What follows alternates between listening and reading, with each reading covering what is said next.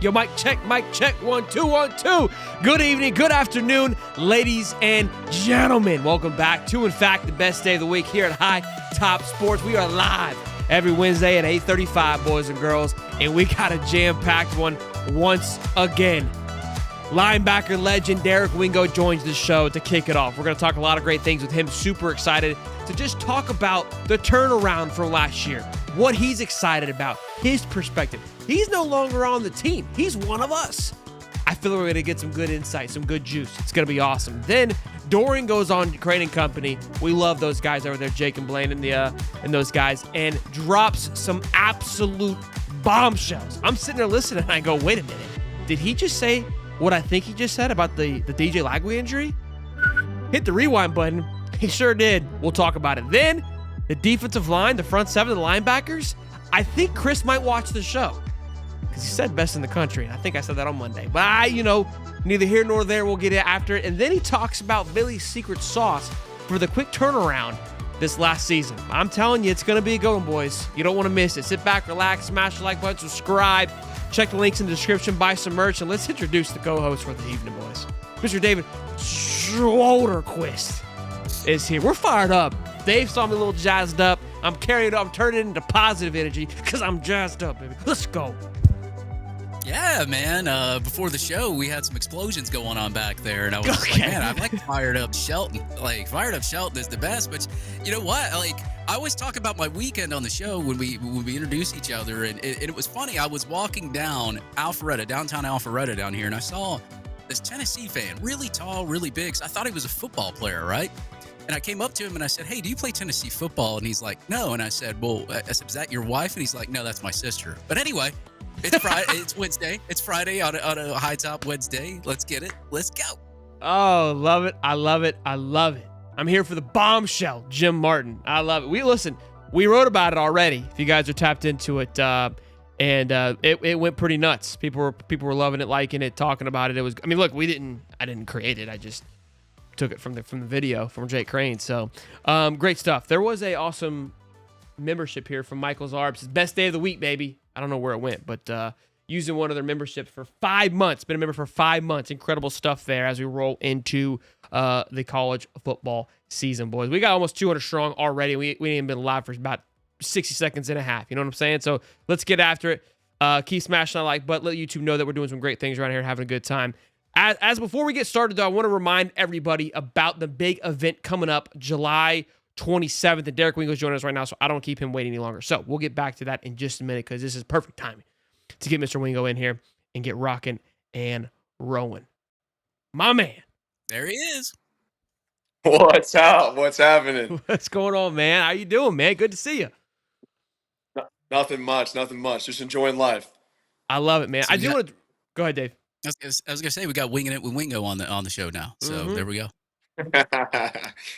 I'm pumped, man. I met you. I don't know if you remember, but a couple years ago, when you got your first high top hat, we were at the big event. Oh, I remember. Okay, all right. I didn't get a chance to talk to you, but I remember this is my first time interacting with you, and afterwards, I was like, man, he was awesome. I wish we could have chat just because of how. And now obviously it makes sense. You got Winging It with Wingo. You're phenomenal on the mic, man. But I'm glad we're getting to do this time around. This is actually even better. Absolutely, I'm excited too.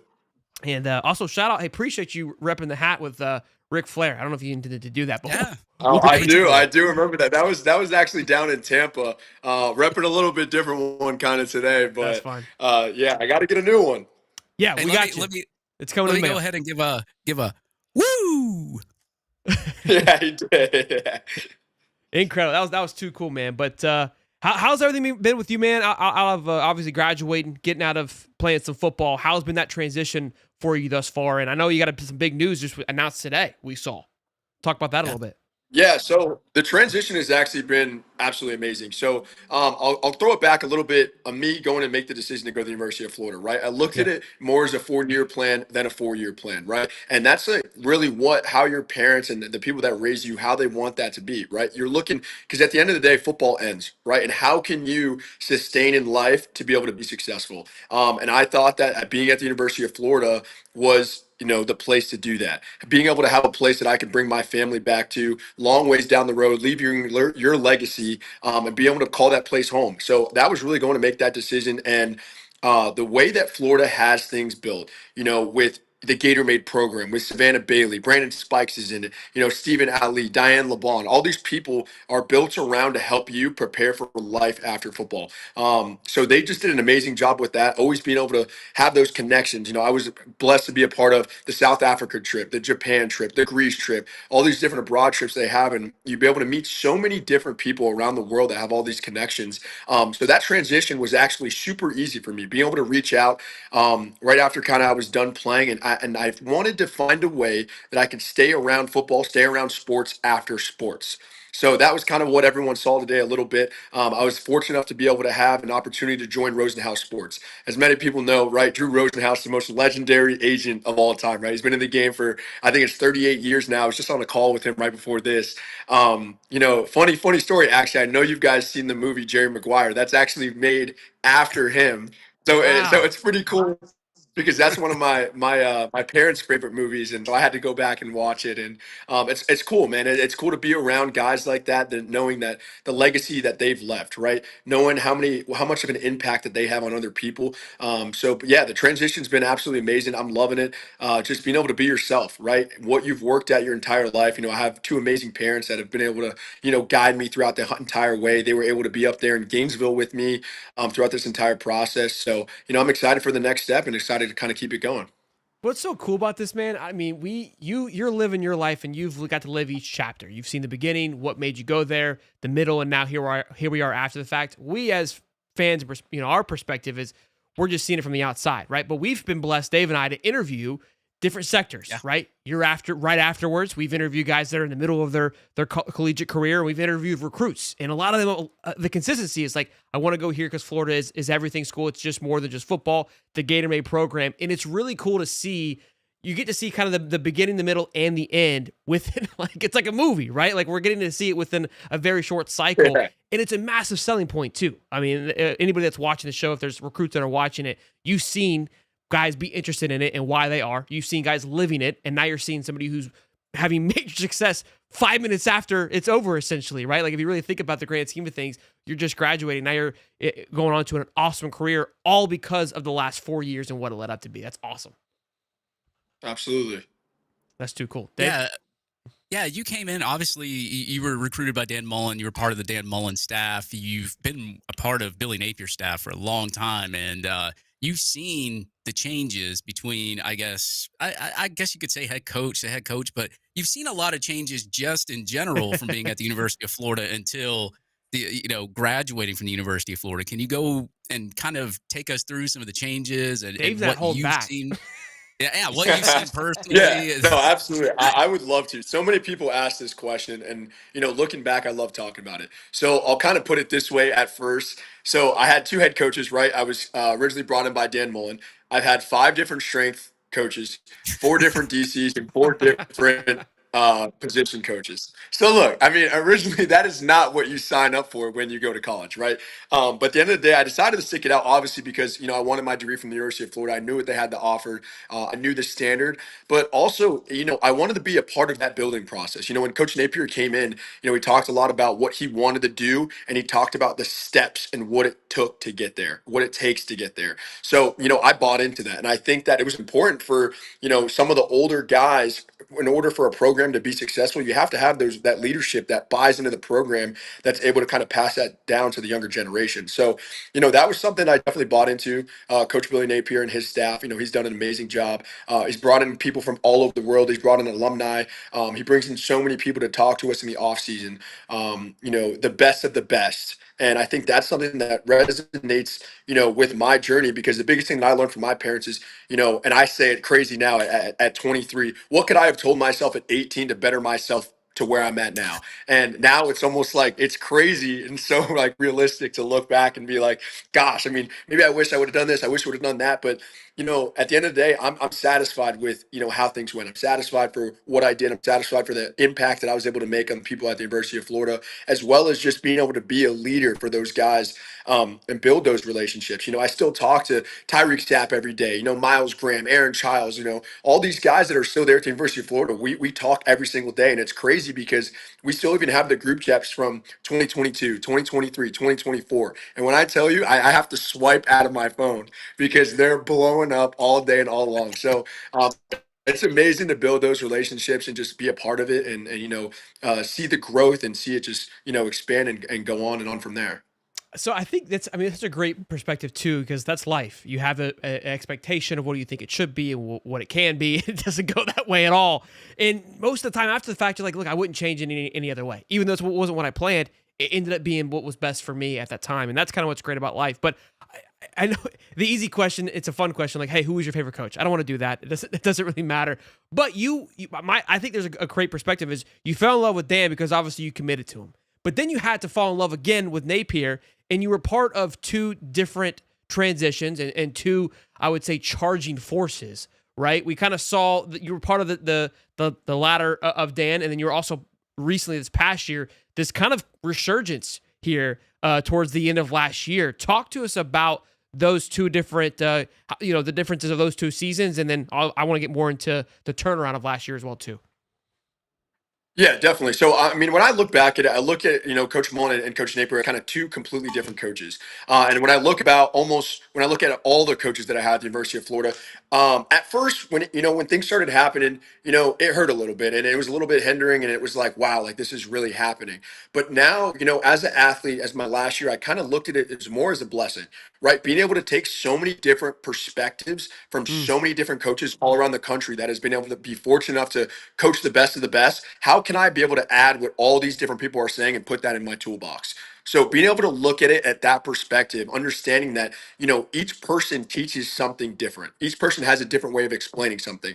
Looking at it as a coaching perspective is, not everybody learns the same. Some people might get it when are visual learners. Some people are, other types of learners. So it's being able to look at it that kind of perspective and understanding that, at the end of the day, I was blessed to be able to coach by some of the best coaches in college football, some of the best coaches that came from the NFL. And being able to look at that now, looking back, I'm able to still reach out to these guys 24/7. They'll answer my phone call. I actually just spoke to Coach Mullen not too long ago, asking him how it was up there at UNLV. So, I mean, that's the amazing part about building these relationships with these coaches is, you can always reach out to them at any point in time.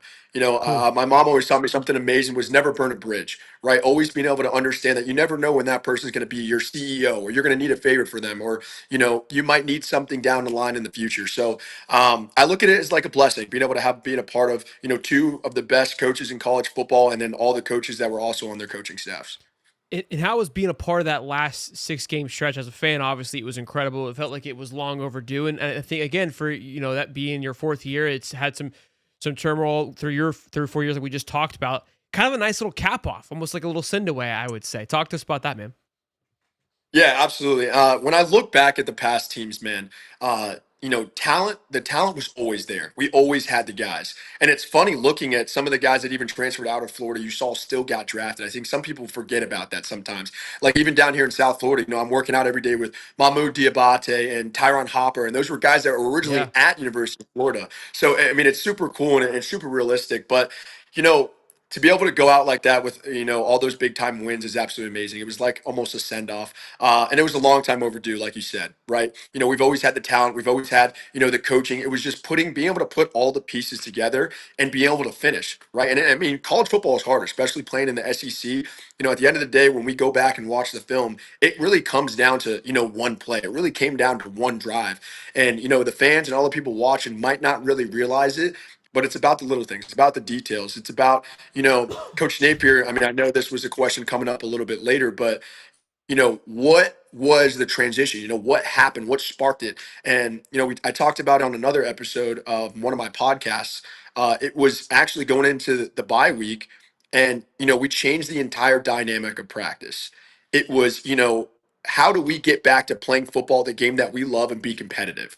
We added competitive periods. We added, the scoreboards on at practice to where offense and defense are going at it. We split up teams in practice to be able to be competitive for gassers after. And that just made like the fire ignited in everybody. And that was like, we loved playing the game of football. we got back to that mindset of, when you get on the lines and the ball's on the gridiron, it's ready to go. And I think that absolutely, obviously everybody now sees that transition to the field. So, I think that was something that Coach Napier did an amazing job. He sat down the leadership committee up in the office, able to ask this and brought to us this idea. And, we all went for it. And obviously it benefited in our favor.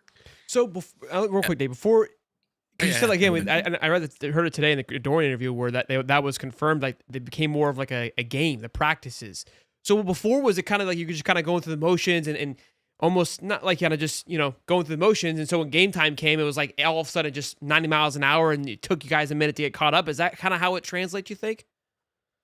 No, I wouldn't say we was more of going through the motions, but college football seasons nowadays are really long and really hard. When you really think about it, you don't get very much time off, right? You go from the spring, you go right into fall camp, and then you go right into the season. And you're in the OTAs, you're in all these things all year long. So when we finally got to, practices for the season, when you have, and this is all around the country, when you do these 17 period practice, you're getting exhausted, you're getting tired, you're trying to find ways and get in your mental, how can I stay motivated throughout this entire season? Because it's long. Your body's getting banged up, and you're still wanting to be competitive, but that's when that, devil on your shoulder is knocking, is like, hey man, you're tired, or hey man, da da da. And that's when the attitude comes out when you're tired. And it's how can we find ways to be able to, come together when you are tired or when things aren't going your way and be able to push a little bit even harder. So I think that, being able to create those more competitive periods is honestly something that, I haven't even seen before. I haven't seen other teams do something like that, making it more of like a game-like atmosphere at practice. And that was something that translated really fast and,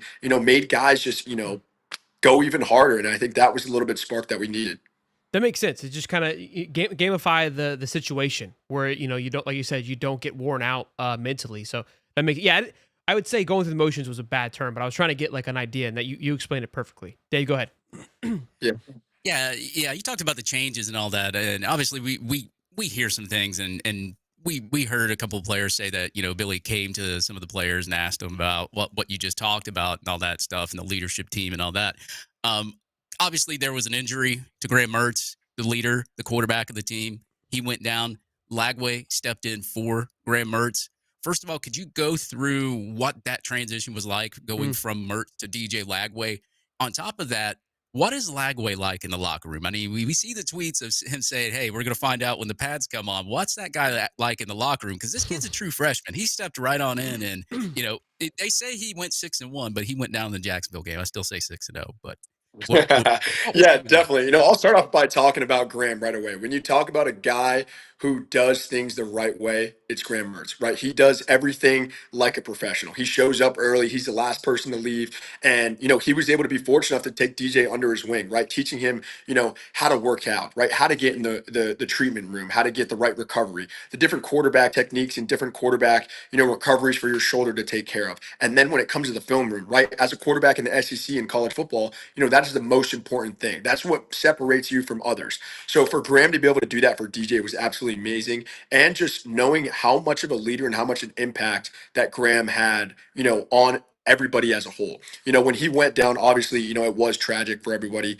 But he could have looked at it. I give him the utmost respect and props for this. He could have looked at it as, he could have just put his head down and kind of, been like, hey, my season's over. This guy was still the first person in the building and the last person to leave. He was around the entire team every single day at practice, every single game. He was there to support everybody. And honestly, me as an older guy, I applaud him so much because that made me want to go harder. That made other guys in the locker room want to go harder just because he cared so much about the University of Florida and about, us winning football games. He dedicated everything that he had to be able to make sure that we had that success.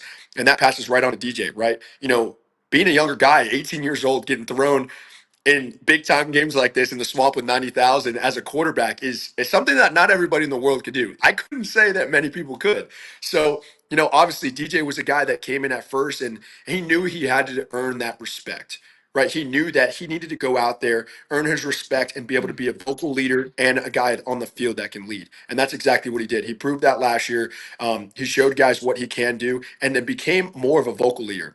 At that kind of age, you're trying to still figure out who you are as a person. You're trying to figure out, what type of person am I going to be for myself and how am I going to be able to be to other people? How are you going to rub off on other people? That different perspective and things like that. So DJ, when he first got there, he was a little bit quiet. He was trying to still figure it out. And that's how every freshman is all in college football. And then he really started going, right? You could tell that he got that fire inside of him, and he was just having fun.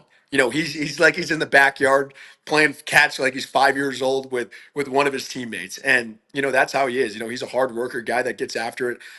He's always in the meeting rooms getting after it, in the weight room. Let's not forget that this is a big guy now. He's in the weight room throwing up some weights and competing with some of the big boys. So this is a guy who not only has all the athletic ability, but still is a vocal leader and still is a leader on the field that leads by example. So I'm super excited to be able to see what he does this next upcoming season. Yeah, it's crazy too, because you come in as a true freshman and you're kind of intimidated a little bit because you don't know what you're stepping into, and it is really hard from an 18-year-old's perspective to be able to stand into. Obviously, you talked about Graham Mertz helping DJ, leading him the right way, and showing film room, all that other kind of stuff. But it takes a set as an 18-year-old to come out there and lead a bunch of guys that have been juniors, seniors, and all that, and be able to, I guess, rally the team. And it was kind of cool because there was one clip, I can't remember which game it was. I was watching it last year, and Lagway's like right in the middle talking to the team, and he's just bobbing his head like, let's go, let's win this game. And I'm like, yeah, that's what I like to see out of my quarterback. It's what's crazy too. Like, again, obviously headed into last year, people were like, we got to start DJ, we got to do this. And a lot of us were saying, look, let Graham, like, this is Graham's job. It's not always the best for some guy to get thrown into it. And I loved hearing you describe that there's so much more to it. Talent-wise, all those things, DJ has it. We knew that. That was never a question mark. But there's so much more to it. Recovery, understanding the breakdown of the film room, and hearing you say that was awesome. And just, again, how much of a treat. And again, also speaks to, I would say, credit to Napier, kind of for seeing that, having the foreshadow to go, let me go get an experienced guy to help with this transition. So DJ's not just coming into this thing cold on a shoulder. You know what I mean? That could have been very, very easy for him to do and move on. So awesome to hear. So I love hearing your perspective of it absolutely. As well too. That's awesome. What is good, Dave? I was just going to say, you're very well spoken, by the way, just to let you know, give you a compliment there. Your degree is actually in, what is it, sports broadcasting or something like that? I think. So I actually got it in education sciences, but I did a lot of sports broadcasting and journalism. I did the ESPN radio in Gainesville, and then I interned with Chris Doring over at SEC Network. Are you still doing Wingo and all that? Are you still gonna be on the mic? Yeah, it's a little bit on pause right now because I was figuring a few things out and getting things rolling, but I'll definitely kind of get back on that and get some guys going. I love it. Because you shoot that. I've seen you shoot it at Spurrier's, right? Or wherever. Yeah, so I used to shoot it at Spurrier's, and then now I've been shooting it down here in South Florida. Okay, so back where that's where you're located, I'm assuming. Yep. How was did you go to the parade for the Panthers championship? How was that? Yeah, it was absolutely amazing. My old house when I went to St. Thomas was actually like 5 minutes from the stadium. I've been going to the games for quite some time. To win it last year, being the first ever Stanley Cup, and then having to do it again is absolutely amazing. And we just re-signed everybody, so we might go back again. So it's pretty cool. My buddy's a big Panthers fan, so I was obviously supporting him and supporting the Panthers these last 2 years. So it's been fun. And he said the same thing. We signed everybody back. So yeah, I love that you said that. You guys, that's something to be excited about. I totally get that, man. That's awesome. Sounds like Florida fan. That's how we're pumped up. How are you feeling about this Florida team this year, headed into it? Are you feeling pretty confident about these boys? Man, I am psyched. So I actually went up not too long ago, and I'm actually going back up next weekend. I went up to see one of their practices, and I talked to Coach Napier after, and I said, hey, this dynamic already looks different.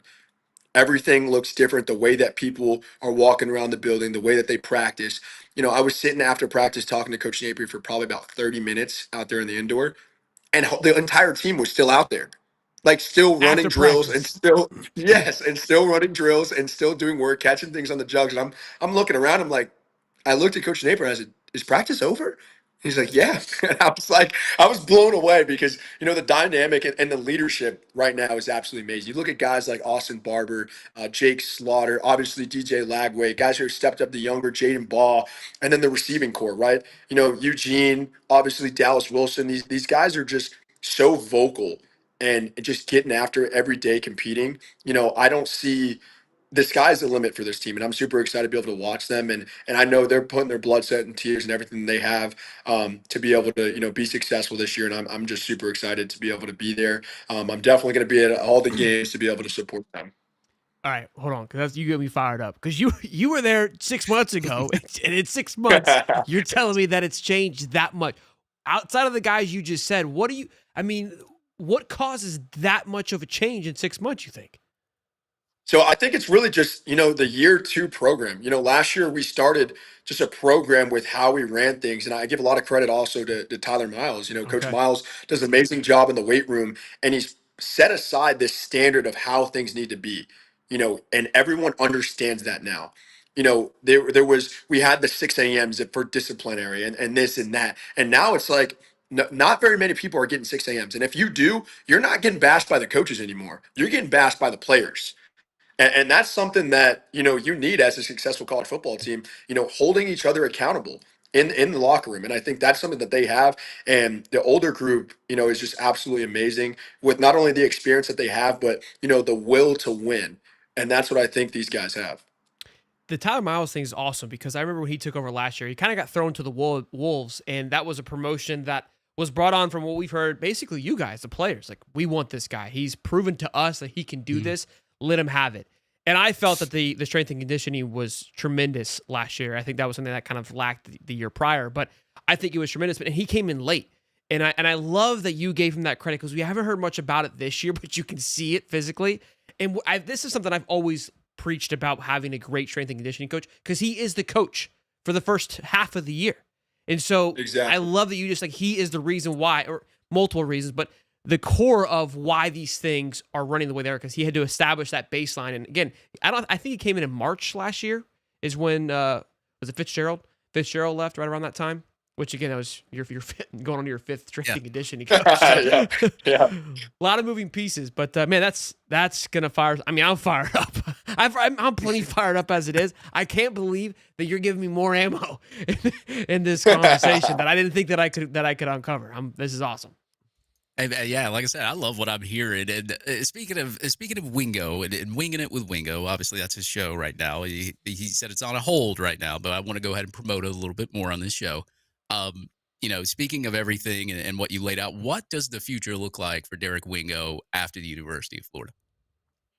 Yeah, so I've recently just accepted a job with Rosenhaus Sports as the director of NIL. I also have now my sports agent license, and now I'm working to get my NFLPA license in the next year. Obviously, still wanting to do the podcast with Winging It with Wingo. And then later down the road, hopefully I'll be on something like College Game Day and stuff like that with Pat McAfee. That's always been the dream, so...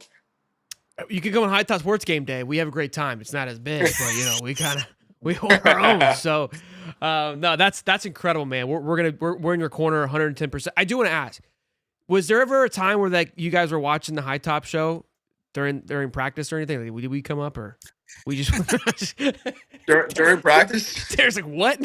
I'm like, maybe like in some meetings, like no, just are they gonna watch us? I really had it pulled up on my iPad in the That's middle all I of, needed to know.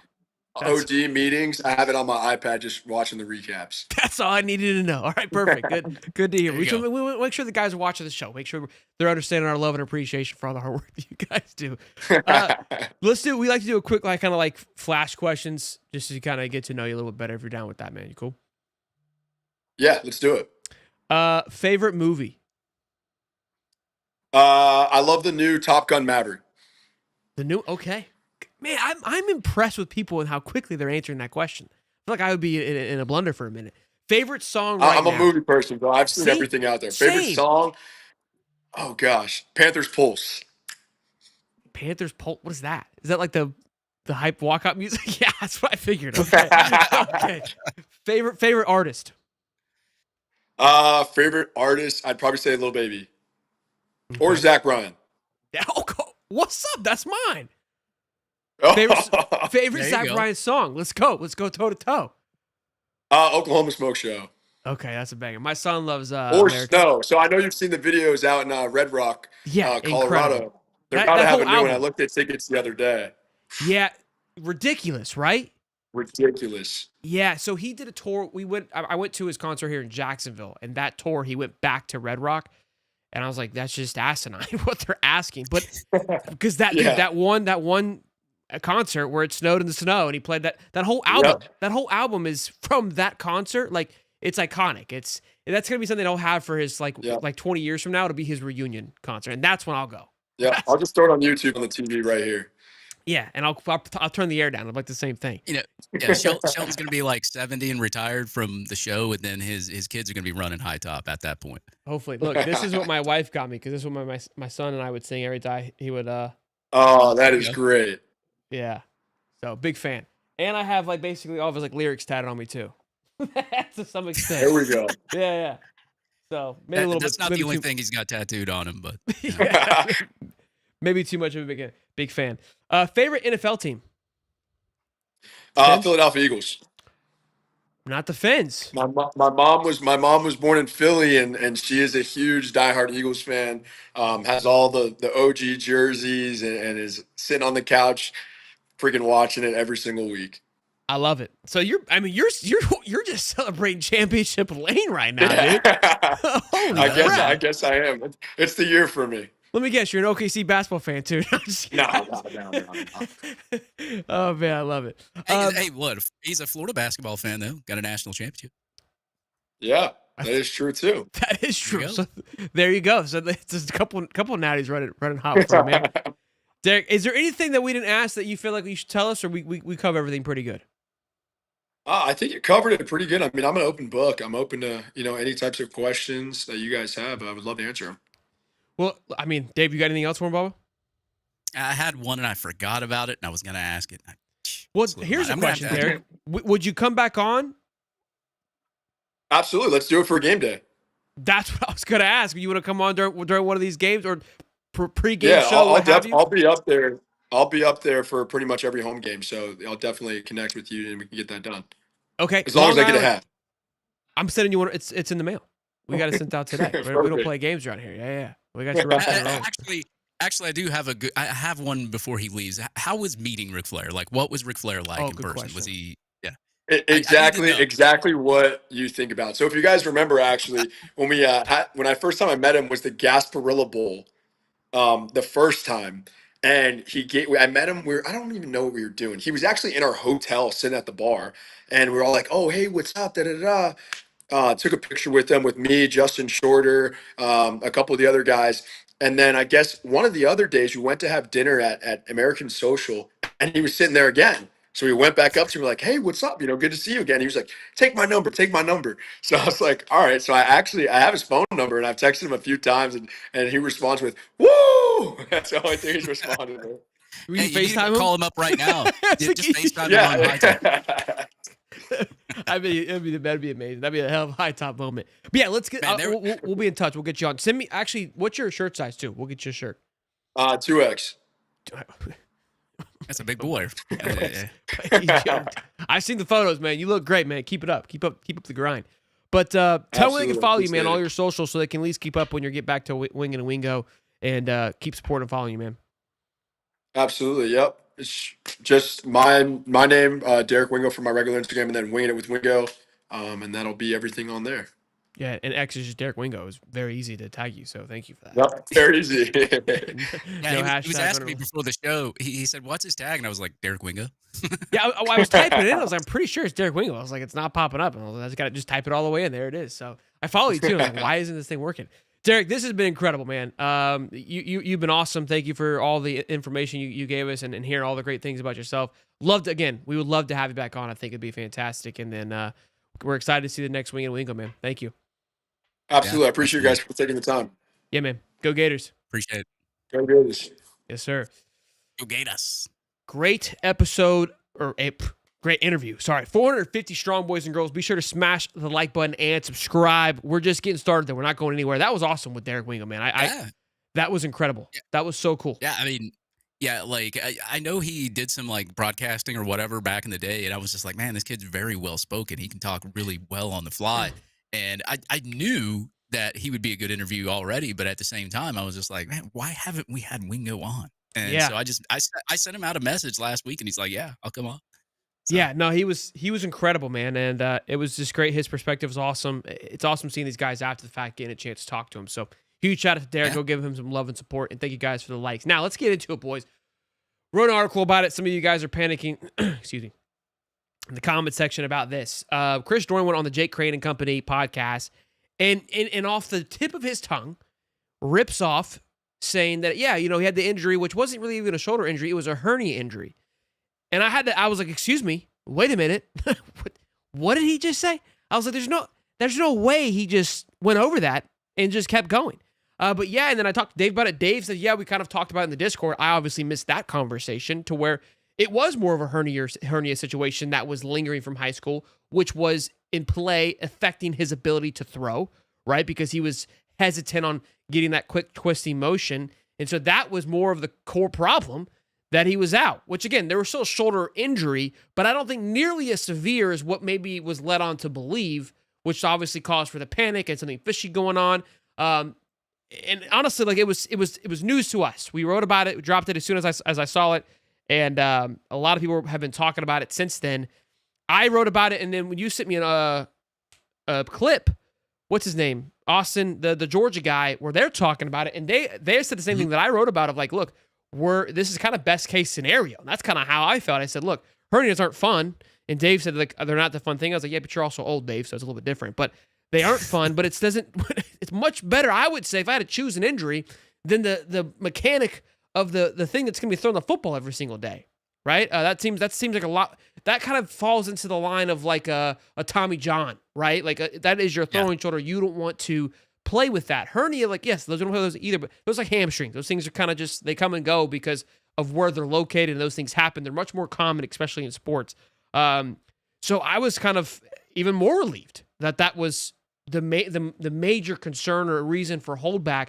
And again, things seem to be moving right along. That was also what Chris said, but I was more blown away by what the actual reason was. Yeah, real fishy. Yeah, I mean, a hernia, it can depend on how severe it is, I guess, and how, I guess, how it progresses or whatever. But I would assuming since DJ Lagway's a young kid, it probably isn't that big of a deal, especially when you can still play football, if that's the case. Brooks Austin, I'm going to give him a shout out. I know he's Georgia Bulldog enemy territory. He does a really good job on his channel and on his Twitter. He even referred to it, and they were talking about it and saying, look, we would rather have our quarterback have a hernia injury rather than a shoulder injury just because you can work through a hernia. I mean, it depends. Like, if your hernia is just really bad, that means that disc is just gone. Like, it is, you need surgery. And obviously, it takes surgery to repair a hernia, and you can do therapy and you can do all sorts of other things to take the pain away so you can do things and all that. But, as far as the shoulder injury that was initially reported, I'm sure there was some sort of injury there. It probably wasn't as severe as Mark Long said it was, but something was there. And this is football. People get hurt in football. It happens. People have small injuries here or there. And then when you find out about it, somebody makes it a big deal and they blow it up and then everybody's worried. In this case, and everybody I've talked to, I was on the Mark Moses show and the radio show too. And I said, look, everybody I've talked to around, I mean, we had his quarterback coach on our show. I've talked to people that are close to Derek. I've talked to people, staff, Florida. Nobody said anything. They said he's fine. So, I mean, it doesn't really matter where the injury consists at or whether it is. It just depends on whether it's going to affect him, whether it's throwing motion or anything like that. And it seems from his parents, coaching staff and all that, he seems to be fine and it's not affecting that much. What's interesting is that why not just come out with that? That would be my first question, is why not say that this was? But again, there was, I think, a lingering shoulder issue because of his inability to throw it properly. I think he was the form was a little off. I'm going to play this Brooks Austin clip here. Could you get their perspective on it too? Because they kind of, I think, talked and asked around too, so they had a little more insight of what the injury played. But then you get to thinking, like, this guy played through a hernia, a hamstring, and a shoulder injury.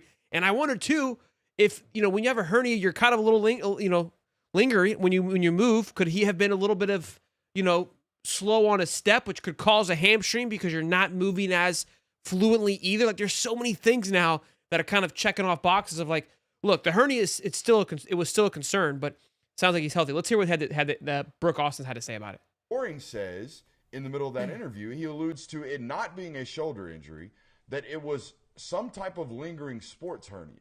That it was an intestinal or an internal thing that was causing him pain. He started to compensate for it, and that worried them because the compensation created an extra strain on the shoulder. When I heard this, it made me feel a lot better about the Lagway situation than your shoulder's just been bothering you for 6 months. Yeah, I mean, so then they kind of just go on like what we just said. But yeah, that's what's massive, because I think we're all like, you've had a shoulder injury since high school.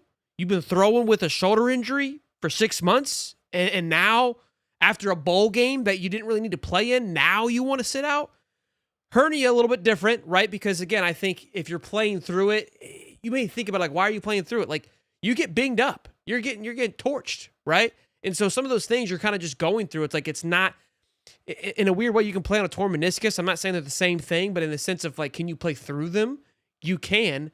And eventually, after playing through it, you are compensating, and you don't even realize you're compensating anymore because I hurt my shoulder playing golf, and I know that I was not getting a full follow through because something popped in there when I was swinging my son's club, messing around, and so when I was playing, I knew I wasn't getting a full follow through because it would hurt. So I just naturally started kind of just popping my wrist, and I created a bad habit, taking some time off because of it. But I'm old, man. I don't know. It's killing me. But yeah, interesting stuff, man. Yeah, wait till you turn 40. Yeah, I mean, you go back to Anthony Richardson's tenure. I mean, he needed surgery before that bowl game. He opted out of the bowl game to get the surgery when we played UCF, but he still played on that injury throughout the year. Kind of the same scenario. I mean, just because you have an injury doesn't mean it's going to affect anything that you have. And I mean, he's been throwing the football. I mean, from everybody I've told, and I think somebody in the chat just said Delatorre posted a video of him throwing, I guess, probably the Florida Victorious page or something like that. But I mean, he's been throwing. He's fine. Everybody I've talked to, he's fine. So it's kind of a relieving for, I guess, as a Florida Gator fan to hear that news that say, well, maybe it was just a hernia. Not Perfect timing.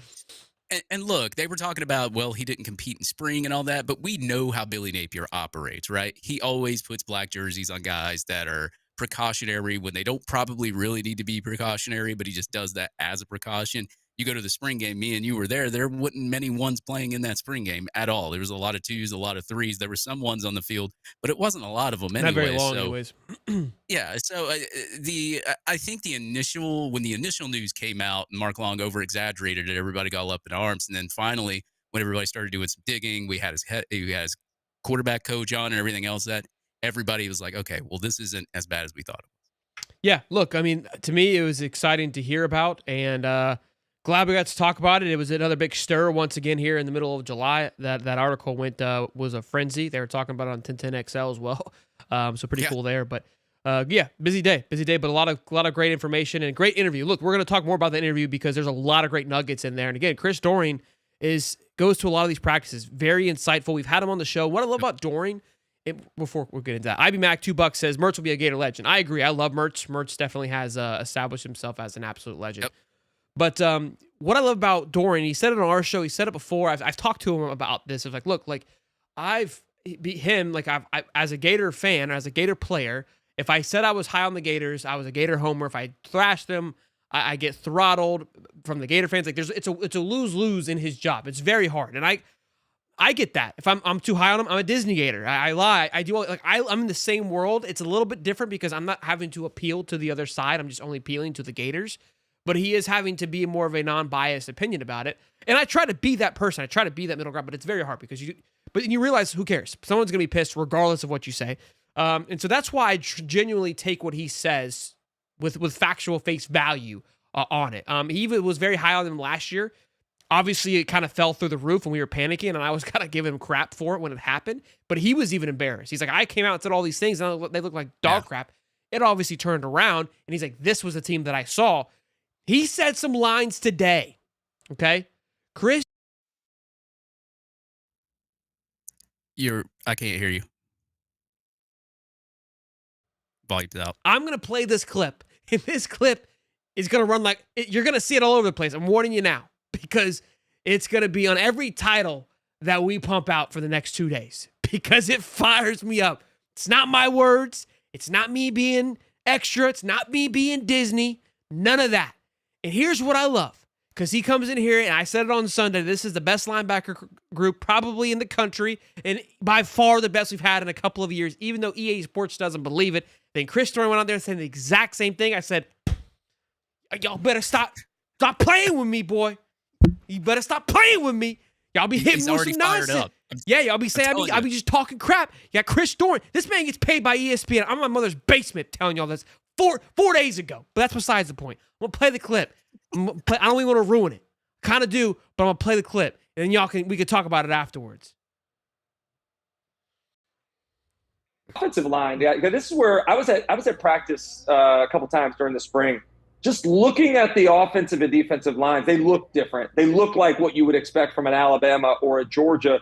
So I think they've upgraded there. And that offensive line is very experienced, maybe the best center in the conference. Agreed. Coming back again for Florida. So I really like what they've done to add the pieces. DJ Lagway is the focal point, but without the supporting cast, he's only somewhat effective. I think they can be. It starts up front with the defensive line, and Jake, you mentioned a few of the guys that Florida's excited about. But honestly, it's the linebacker position. And you said, I think they're the best linebacking core in the conference. A guy to keep your eye on, Miles Graham. His dad, Ernest Graham, was a great running back at Florida back in the 90s and early 2000s. Miles, you saw him as the season wore on last year, start to get more reps. He had 2 massive goal line plays against Ole Miss and that win over the Rebels in November. He's going to be a stud this year. They got a lot of talent at that linebacker spot. That's not something they've been able to say for quite a few years here in Gainesville.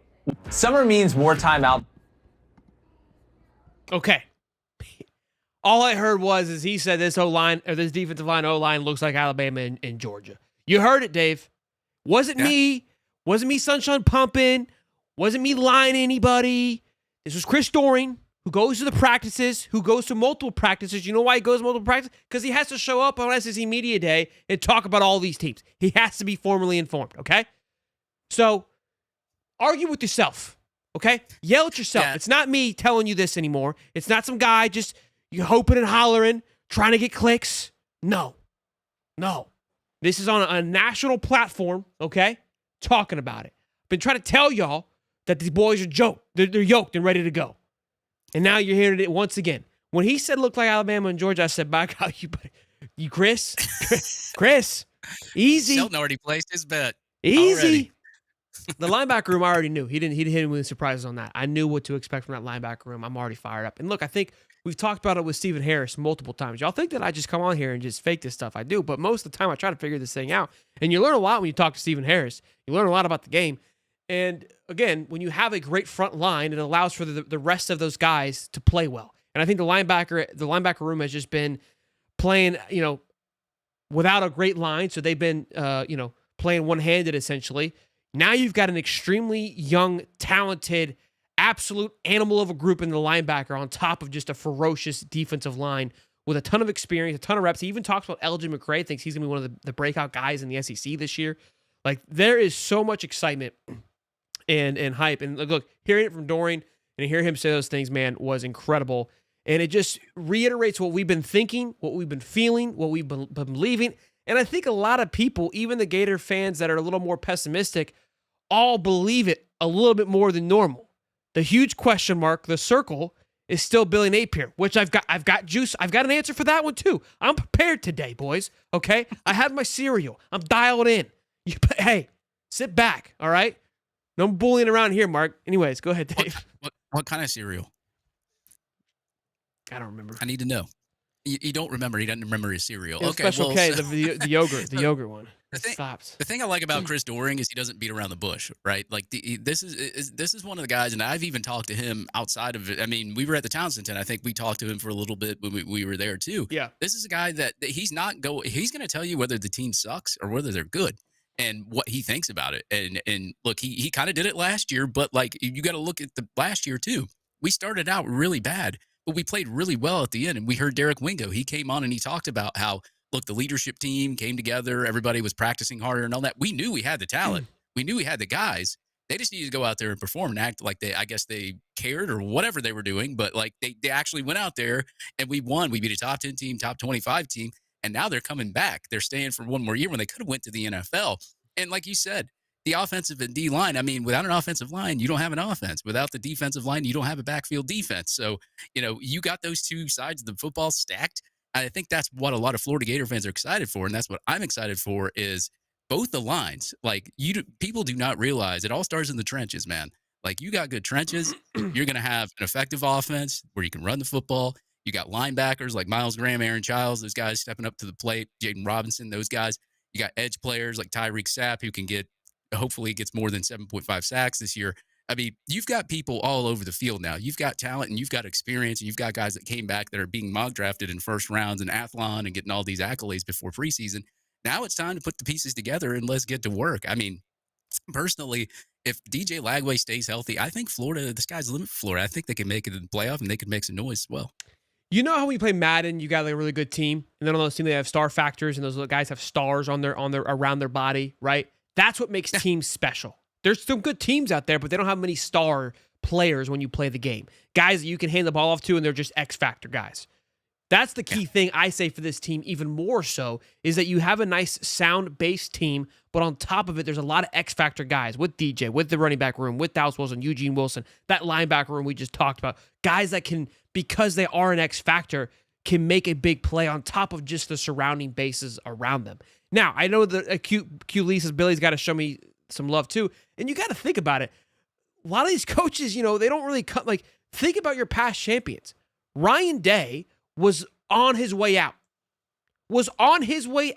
last year at the end of Michigan.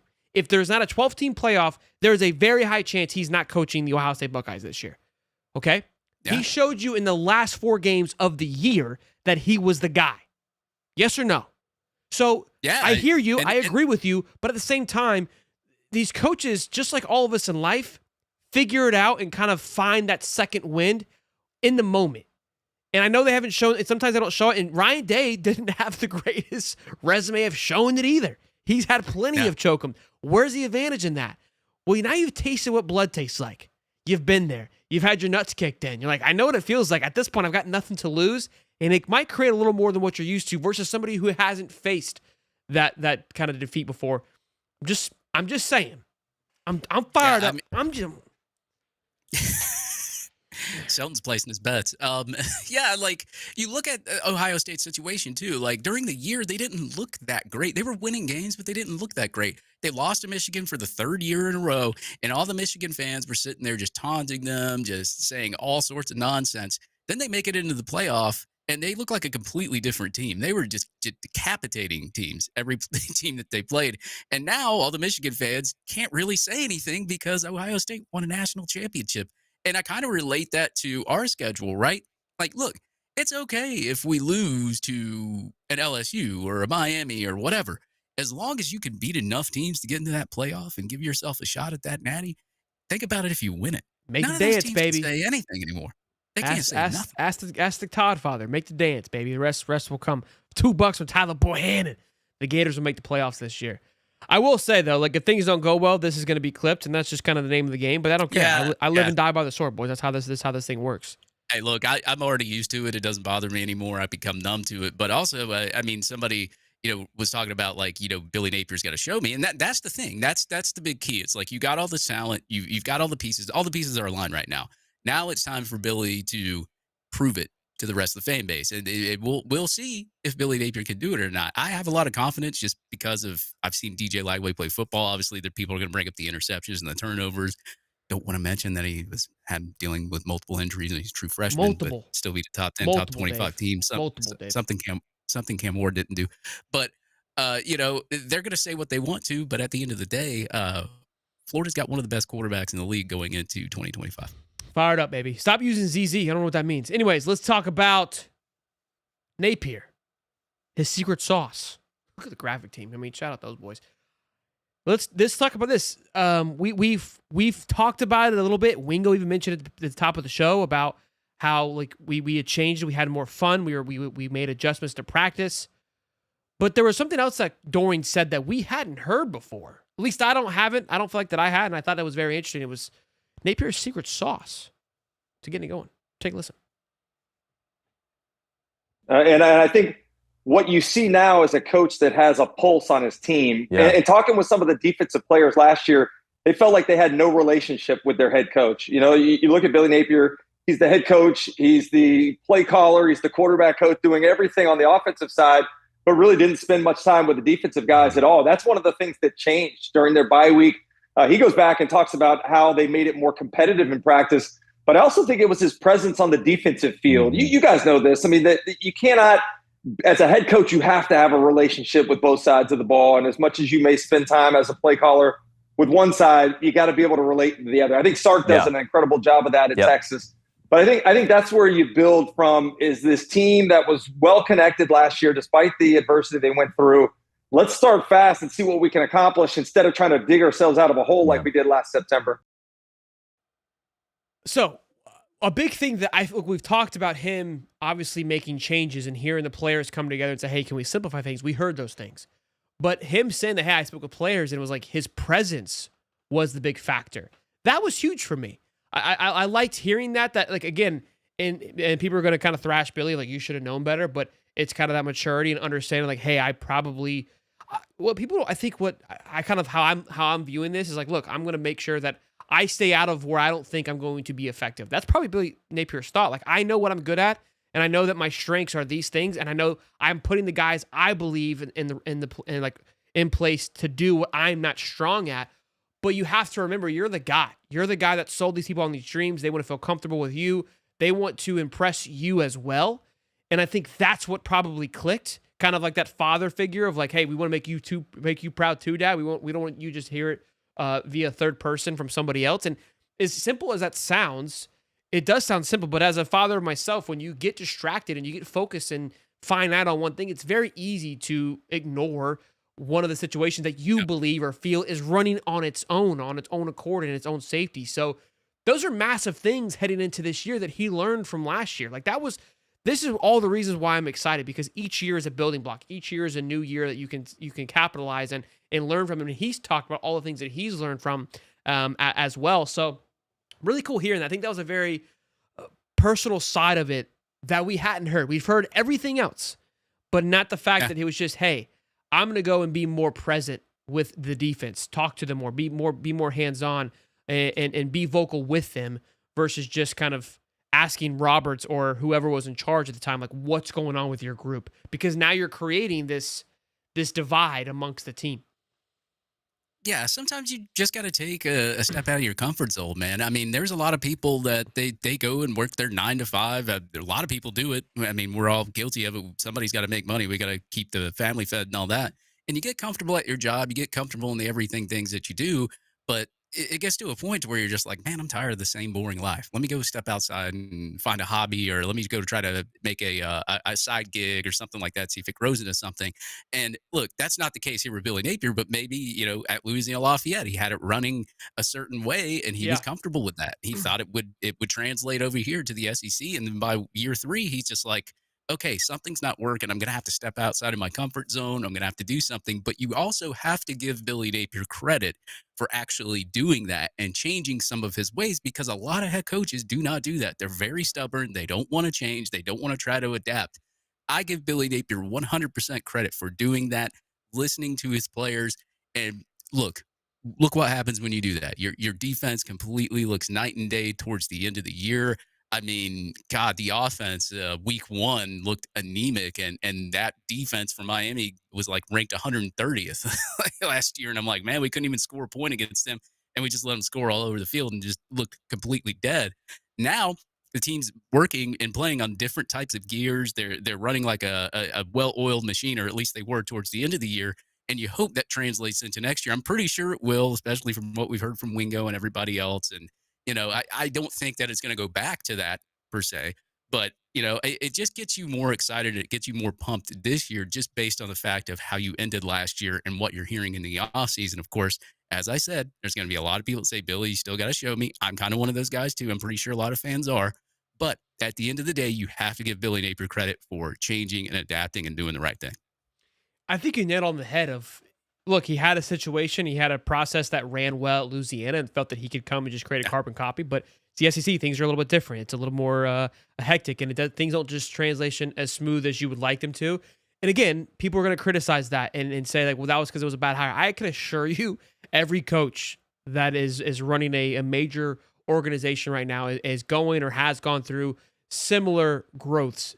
Not all are exposed to the same extent, just simply because the coverage isn't nearly the same. And what I mean by that, there's not as many, there's not 900 Gator there's 900 Gator podcasts, and every school has that, and people aren't so in tune to, hey, why is Billy's, why is he wearing black to every game? Like we are obsessed with Gator football. So his mistakes, his errors are exposed way more than anybody else's. But yeah, it happens. And again, kudos to him for noticing it and adjusting. And again, I think he gets a lot of hate for having an ego. That's something that I know a lot of fans are like, oh, it's my way or the highway. He doesn't listen to anybody. But I think if you go back and kind of check the last 3 years, there's been a lot of changes and a lot of adjustments from him. Yeah, I mean, and there's a lot of things that Billy Napier's done still that I don't like, but you got to respect it, right? I mean, it's not like he didn't come from a 5 to 6 win team when he got in here and made them an 8-win team so far. So you got to give him credit for that. And look, you were talking earlier about making changes. What changes did Dan Mullen make when he was here? None. That's why he's no longer here. Tanked. Yeah, exactly. Look, I love it. A lot of great information, a lot of great conversation. Shout out to Chris Doran and Jay Crane, those guys, for having this awesome conversation just a week before Media Day. What I love now is that with this insight, we'll be able to, I think, just view how he says things a little bit differently going to Media Day. The more knowledge we have going into this, I feel like the more that, at least myself, I know that I try to take away as much as possible from the coach talk they give us. You try to dig into it. When you know someone a little bit better, I feel like you can read them better. Not that I know Billy like that, but when you watch somebody and read about them and they talk about them so much, you kind of have an insight on them a little bit more than probably just your average Joe. So this is just one more kind of notch on the jacket there. But 500 strong, boys, on a beautiful Wednesday. If that doesn't tell me that college football season is in the air, I don't know what will. But not 200 likes, which is very upsetting. So let's get that, smash that like button. Let's get it rocking. While we're here, let's talk about this. You're not invited, Dave. The big listen, guys. On top of being, I heard I got VIP passes, man. Maybe. We need to see if Derek wants to come to this. Hit up Wingo after the fact. We need to. And let's get into this thing. Let's get him to this thing ASAP. July 27th, Independent Media Gator Day. Links are in the description for tickets. You got to get them now while they're hot. I know tickets been going like crazy here over the last couple of days. People figure this thing out, but it's gonna be on a Sunday from 2 to 5 at Magnitude Brewing Company in Gainesville, Florida. It's going to be absolutely electric. It's going to be so fantastic, just with all the fans that are going to be there, the content creators that are going to be there, and then the current players, past players that are going to be there. It's a great opportunity just to come and hang out with us. Come and have the ultimate tailgate, essentially, before the season kicks off, without the stretch. There's no game to win or lose after the fact. There's just only winnings from here because you get to hang out with some of your favorite people, like Dave and Mark's mom. So be sure to come hang out with us. Check it out. Link is in the description for the tickets. I hope to see you guys out. And we just broke 200 likes, so thank you so much, guys. Y'all rock. Yeah, there we go. Yeah, smash the like button, guys. It helps us in the algorithm there on YouTube. Let's YouTube and know of course, that we have the world famous voicemail line, and I haven't even really listened to some of these or vetted them. So this voice line got me in trouble last week, boys. I don't know. We'll talk about it because I don't really care. But we had obviously Jack Pyburn call in, if you guys recall, and I clipped it because it was an incredible clip, and then I posted it as any normal human would, and then someone that may or may not have been involved with the clip messaged me, and so yeah, that was fun. We apologize. That was fun. Yeah, I get it. I understood it. It was because some people thought it was actually Jack Pyburn, and he was probably getting unnecessary heat. I totally understand it. And I was like, yeah, you're right, man. My bad. I wasn't trying to put any more heat on him. I thought it was funny. It was funny, but I could understand from that perspective where it was. Look, we got nothing but love for Jack. I said that when he left. I messaged him when he left.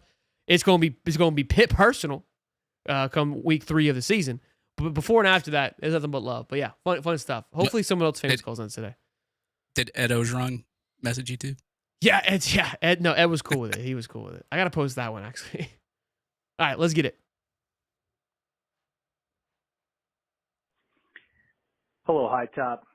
I just want to call in and, on a serious note, show lots of appreciation and love for what Sheldon and Dave do here. It's a great podcast. We appreciate you guys. On a serious note, nobody really says that enough. Keep doing what you're doing, guys. Mark Scott out. Oh, I was giving Mark crap. Love you, Mark. Right I after thought you talked about his mom. God. I thought the shoe was Wow. gonna drop on that one. I really did. I was gonna y'all suck. Appreciate it, Mark. Thanks for the love, man. Well, Mark, I appreciate you, Mark. I didn't talk about your mom today. I'm still gonna talk about her. Hey boys, it's High Top Brook. I'm out here in poo-poo Tallahasseville. Just wanted to let y'all know that it's the best day of the week, Wednesday.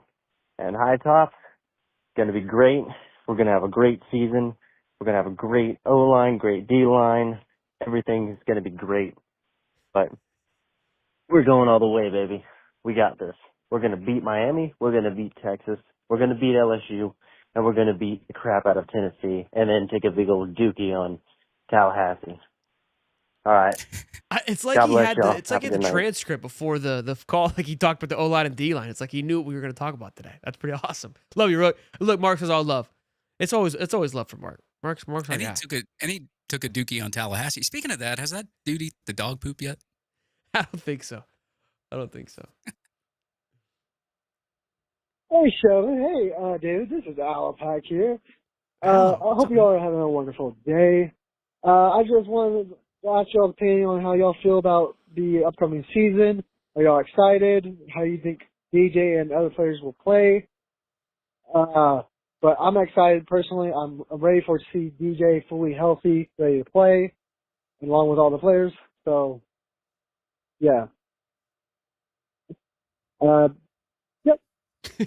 Yep. Bye. Yeah. Look, man, I'm pumped. Sorry. I get excited for every season, and I think I'd be lying to you if I didn't tell you this. Probably I'm the most excited I've been in a very long time for this season.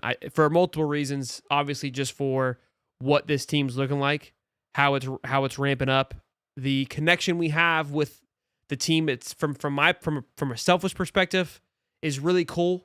Again, I'm a fan like the rest of us. I grew up like all of us, and I've been blessed to be able to be in the situation that I'm in. So I've been able to talk to a lot of these guys. So my connection, and I would assume y'all's runs a lot deeper too because of these interviews, because of these conversations. You guys are right there with us, so you probably feel very similar to that as well. I'm excited for where High Top is, and I think it's a great opportunity for the brand to get bigger too, because success brings success from the team allows for this to grow as well. So for those reasons, I'm super pumped for it. Yeah, shout out to my man Alopack. He's in our Discord too, and we throw these every now and then. We'll throw these chats in our Discord. So if you haven't joined the Discord, it's pretty fun. We'll do ones every other week. But yeah, Voice I mean, chats, it's been a ride, man. Like I didn't know where this would grow when I joined High Top way back in the day. I saw Shelton. I watched him. We did a couple of interviews together, and we meshed pretty well. And I just sort of kind of became a part of High Top. And hey, I ain't going anywhere. I ain't leaving. But I'm pumped, man. Like I'm pumped for this year. Obviously, the success of the team, success of the basketball team. Also, I mean, Shelton got me watching basketball. So did Alan. Shout out to Alan. He brought me to my first basketball game that I watched last year too against Arizona State. That was here in Atlanta. So it's been fun, man. Just getting to learn more about the fans, learn more about some of the other sports, because I was always like the football guy, right? And I never really ventured into the other sports. Now I'm starting to learn, starting to write more articles about other sports and learning more things about like gymnastics and baseball and basketball. So it's been pretty fun. And of course, shout out to the fans, man, meeting them at the tailgate, the spring game. And I'm pretty sure game one's going to be pretty hot because of the team and DJ Lagway and I guess the team as a whole. And just, I'm just pumped, man. I can't wait for week one. I'm going to be going to a lot more games than I normally do this year. So I'm going to be spending a lot of money. That's for sure. I might have to turn off this line, bro. There's like 5 calls that have came in since we started this. Florida says, Really? High Top Brooks says, if Florida wins the Natty this year, I'm getting the Albert tattoo. I'll do it with you, Rook. If Florida wins a national championship, you can book this. I will get the old Albert tatted on me. No questions asked. 100. Should I get one? I don't have any tattoos at all. I Should don't get recommend it. I think you should probably, your first one be something a little more personable. I've got a couple of them. So I will 1,000%. If they go off and win that dang thing, I will get one tatted on me 100%. No questions asked. We got a minute long, boys. Buckle up. Now hold on just a goddamn second. I've seen a lot of outlandish things in my day. Lane Kiffin behaving responsibly. Florida fans being humble and Jimbo Fisher actually finished the season under budget. But nothing quite as hilarious as old Shelton from High Top Sports trying to come at me. Old Paul Feinbaum over here my take on Arch Manning will go down as the greatest quarterback of all time. First of all, Shelton, bless your algorithm, chasing a little heart. You wouldn't know generational talent if it hit you in the comment section. Arch Manning is football royalty. That boy's been throwing spirals since preschool. You were just still making YouTube thumbnails with flames and crying Jordan faces. Secondly, let's talk about clickbait. I didn't invent it, Shelton. I perfected it. While you're out here desperately photoshopping Caleb Williams in a Gators jersey, I'm out here turning SEC drama into national pastime. And don't get it twisted, Shelton. This ain't jealousy. It's just fact. You're playing in a kiddie pool of content creation. Meanwhile, I'm out here swimming laps in Nick Saban's tears. So sit down, take notes, and remember, when Arch hoists that 7th Lombardi trophy and the GOAT conversation becomes a Manning family reunion, I'll be right here, smug as ever, wearing my told you so hat while you're doing a reaction video titled Feinbaum was right. Stay salty, Shelton. You're great at what you do, just not Feinbaum great. Who is this person? This guy's incredible. They're like he's got to have a script in front of him. Like he's perfect. I gotta know who this is. There has to. I don't care if there is one or not. This stuff's hilarious. He needs to keep I calling wouldn't mad if there was, but I'm like, dude, I don't know if I want to meet him. Like the aura of not knowing who it is kind of awesome. It's the mystery man. You know how like Rey Mysterio wears the mask? Like, I don't know. I kind of do though. Know who he is. I kind of do. There's a part of me that really does. That was incredible. Hey, Shelton, Shorter Quist, what's going on, baby? It's your loyal audience member, Shrimp. I've been here since the Holly days. Shrimp. I've never interacted with the channel, but now I have to because you guys are beginning to interfere with my personal life a little bit. My girlfriend and I take this trip to Fairhope, Alabama every summer with her family, and it's where she wants to get engaged at. Okay. And this year was supposed to be the year.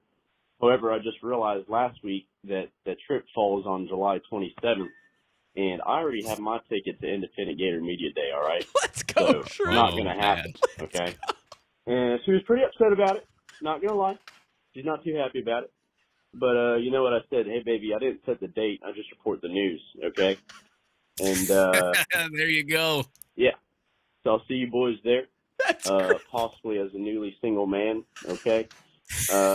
But hey, I don't need love. I got Lagway, right? The Gators by a million. This is a walking advertisement for our Gator Independent. The best phone call of the night. We've had some great phone calls. That one smashed. Shrimp out. If you would have ended it with shrimp out, I probably would have kissed him. That was incredible. I'll tell you what, we're gonna have to let Silk and Dave listen to that one, man. God, I'm so glad I came up with this hotline idea. This has been awesome. What a phone call. What a phone call. We're gonna have to hook him up. Yeah, we have to hook Shrimp up because he's gonna be shrimping around here in a minute. Is what it sounds like. 8 years ago today, I started my Facebook group with no clue what I was doing, and it turned into one of the biggest joys of my life. Easy, Mark. I'm sorry. I had to. Last one.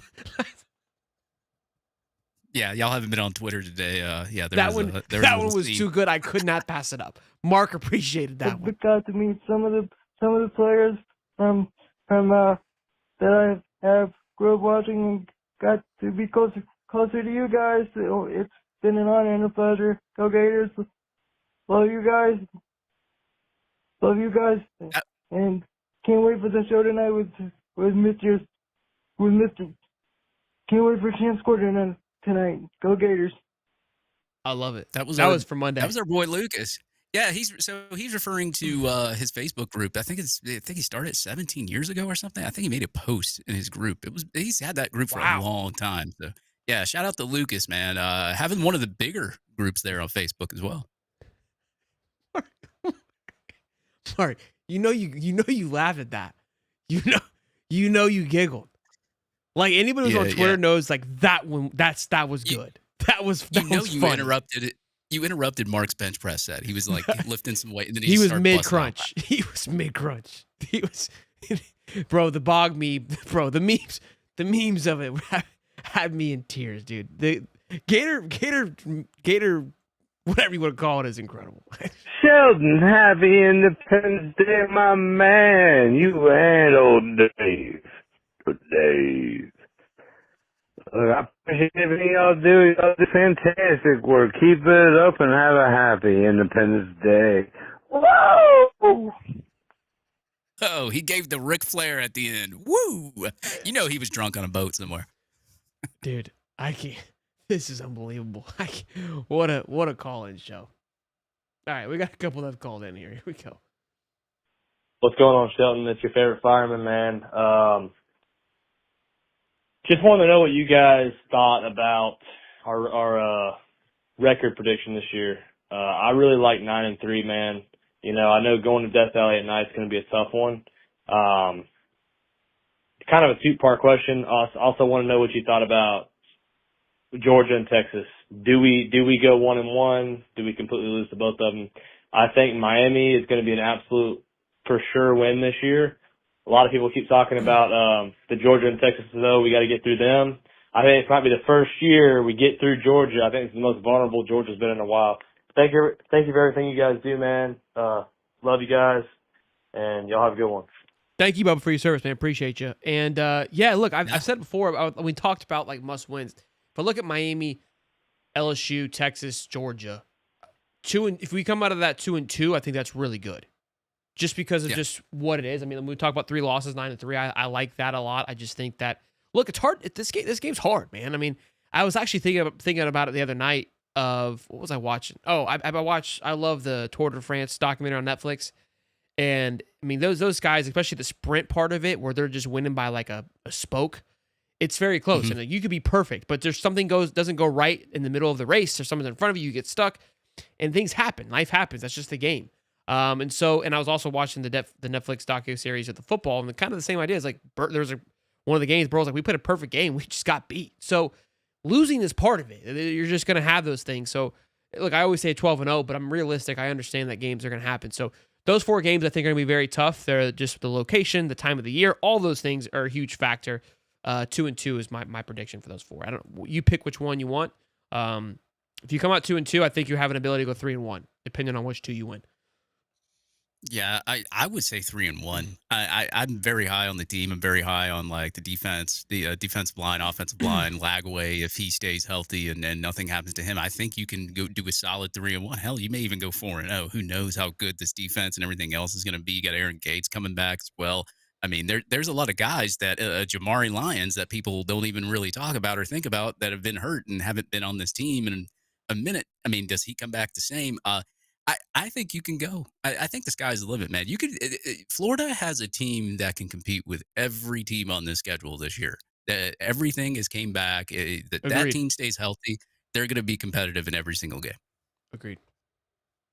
Hey, High Top Sports. This is Georgia.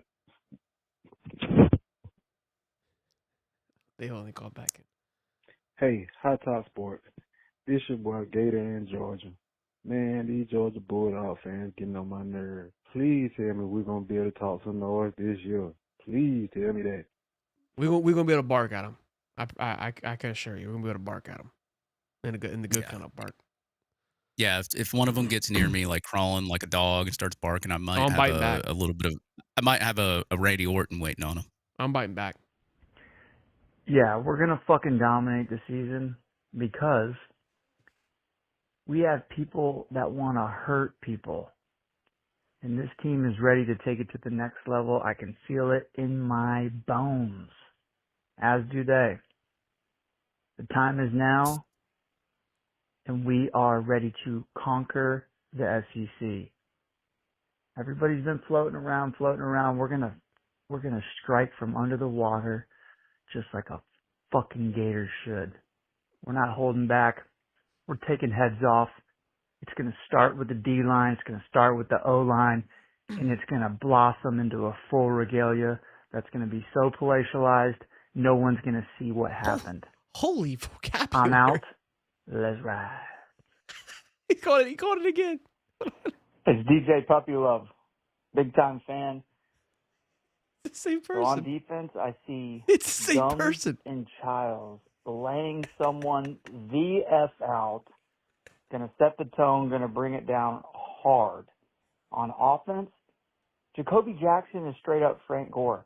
And I don't know how people don't see this, but it's going to get embarrassing when both sides are mean and nasty. And I see this Florida team is mean and nasty and has the biggest chip on their shoulder I've ever seen. So let's dig deep and let's light it the F up. DJ Puppy Love out, baby. Oh, oh. That's how you sign off the call. Wow. Oh, my. That was some of the best calls we've had. That was incredible. Those were good. Yeah, I mean, I'm telling you, man, these call-ins have been pretty special these past couple of weeks. I'm not going to lie, man. I mean, like, this was the best idea that I've ever had, Shelton. Best idea I've ever had. Yeah. Look, I mean, not to bring the mood down, but Dave has some news he wants to share in support of your uncle. Really, we should have done it maybe at the beginning of the show, Dave. We're going off a high here. Probably. I just want to throw it out there. The link's in the description if you're watching the show. I don't want to dull down the mood a little bit because my uncle is a tough SOB, so I don't want to dull down the mood there. But yeah, he had a trouble with an infection that spread through his body, and it kind of paralyzed him a little bit. So he's starting to lose like feeling in some of his extremities and all that. He's trying to have to relearn how to do a lot of things. So my wife and a couple of my family asked me if I could at least post the link here in the description. I don't really like to talk about my private life that much as far as anything else goes there. But if you guys can help out, man, the link's down there. If not, that's fine. I'm not asking for anybody that they must help or whatever. But if you can, just leave a little helping hand. Show some support for my uncle, man. He's going through a hard time. Love, man. Yeah, good stuff. Links in the description. Let's flip the mood quick here, Dave. Let's bring the energy right back up. And my phone was blowing up. I'm like, what's going on? Look who just tweeted at us. Like, you can't make this stuff up. Somebody tagged me. Look at this. I can't Coach even see it. Kurt Napier tweeted, says, respect to High Top Sports. This is 20 minutes ago. Y'all work hard to put out great content and interact with the Florida faithful every day. High Top Sports. Bro. Kurt Napier. Are you kidding me? I did that. I didn't even see that. Are you kidding me? Unbelievable, man. What a turn of events. Super cool, man, to get the love from Coach Kurt there, man. That's incredible. That's incredible. Yeah, it's like I said, man, like I have no words sometimes, man. Yeah, like for some of the things that like people will tag us in, or people like even just fans that come up to us when we're in Gainesville, just telling you, hey, man, you guys, have a great show. We appreciate what you do. I mean, that means a lot. Like just having that. But coming from Billy Napier's brother, I mean, that is a whole can of excitement, I guess, or whatever you want to call it. But we put a lot of hard work into this thing, and we do a lot of hard work that a lot of people don't see behind the scenes. But we love doing it, and we love putting on a great show. We love putting up great articles that you guys can read. If there's anything else that you guys think that we should improve or do whatever, let us know. We're willing to take suggestions, and it's just great, man. It's great to be able to interact and get the accolades to come with it, because there is a lot of hard work that's involved with it. It's just people just don't see it. Yeah, too cool, man. Too cool. Incredible stuff. Very, very humbling to say the least. But shout out to Coach Kirk. Love to have him on. He says he's working on it. He says he's working up to it. So the mic's always open for that man. He's cool to meet him. Cool to be a part of the family. Bobby, I mean, I got cropped in the photo, so there's some cool stuff there. But man, great stuff, boys. Great show, man. Fantastic. 400 plus strong the entire show. Peaked 500. I mean, that's in season type numbers. Incredible stuff. You guys are incredible. Your support is through the roof. It's unmatched. We are by far the best brand in college football. It's not even close. Tomorrow we should have some college football content though. EA Sports gaming. So I think so. I don't know if I have something going on. I shouldn't. But if not, we'll be rocking and rolling. Smash the like button, boys. We love y'all. Be good. Stay safe. Have a great weekend. We got a lot coming up. We got some big commits coming this weekend we didn't get a chance to talk about. So we ain't going nowhere. We ain't going anywhere time soon. SEC Media Days are next week. Maybe I'm going to have a show in between now and then because there's just too much going on. We didn't even get to cover because Doran gave us a whole show today. On top of it, and shout out again to Derek Wingo. Just shout out to all y'all. Y'all rock. I love y'all. Peace and love, baby. Good night.